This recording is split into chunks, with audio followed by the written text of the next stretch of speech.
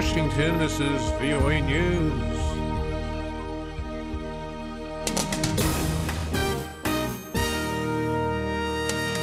I'm Ray Kouguell reporting. A name attached to a prominent Islamic State terrorist.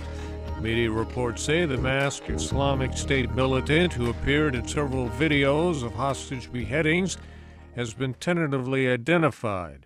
Reports quote friends of Mohammed Emwazi as saying they believe he is the tall London-accented speaker dubbed Jihadi John. Asim Qureshi works with Muslims in conflict with British intelligence services.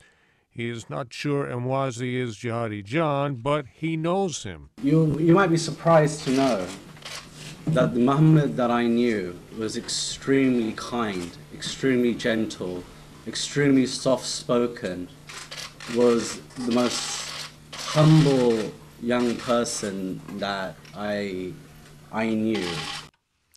Emwazi is reported to be a Kuwait-born middle-class Londoner who practiced Islam.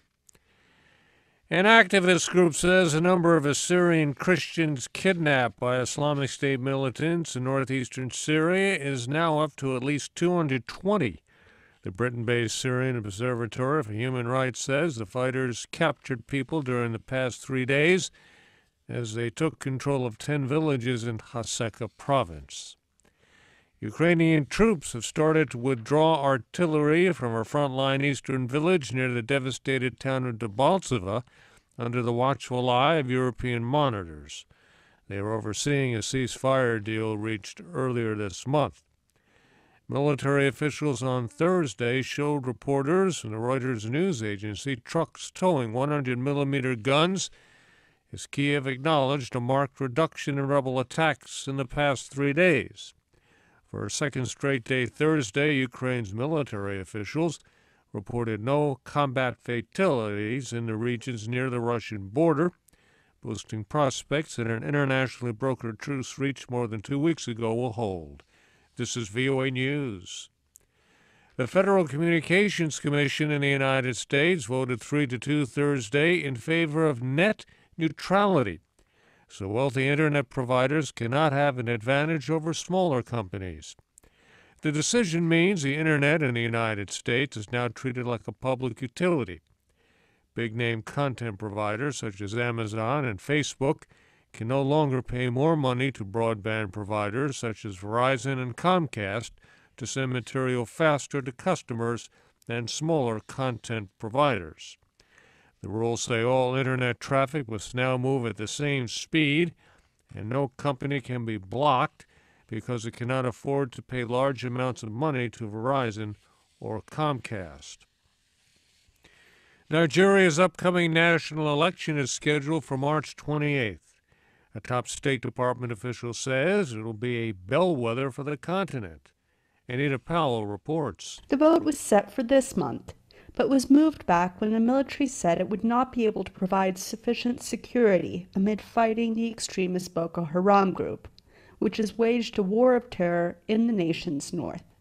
U.S. Assistant Secretary of State Linda Thomas-Greenfield told reporters this week she has been personally assured by top Nigerian officials that the vote will be held in late March. We're all watching this election. This election will be a bellwether for the entire continent.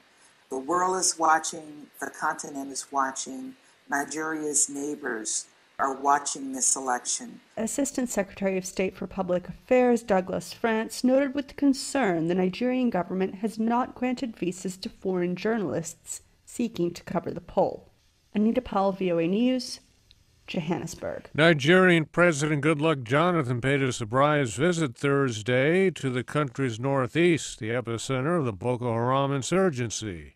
The president met with Nigerian troops in Baga and Mubi, 2 towns the army recently recaptured from the insurgents. But violence in the northeast continued Thursday. Witnesses said a suicide bomber killed at least 19 people in the Borno State town of Biu, the site of previous attacks claimed by Boko Haram. Witnesses in Somalia say one person was killed by at least 5 mortar rounds fired Thursday at the presidential palace in Mogadishu. Security officials confirmed the attack but did not release any information on casualties. Militant group al-Shabaab claimed responsibility for the attack. A Saudi man accused of being an early leader of al-Qaeda was convicted on 4 counts of conspiracy in connection with the 1998 bombings of 2 U.S. embassies in East Africa. 52-year-old Khalid al-Fawaz was found guilty Thursday by a jury in New York. Al-Fawaz was not accused of helping to plan the bombings. The August 1998 bombings of the U.S. embassies in Kenya and Tanzania killed 224 people. Al-Fawaz faces a maximum sentence of life in prison. I'm Ray Kouguell in Washington. That's the latest world news from VOA.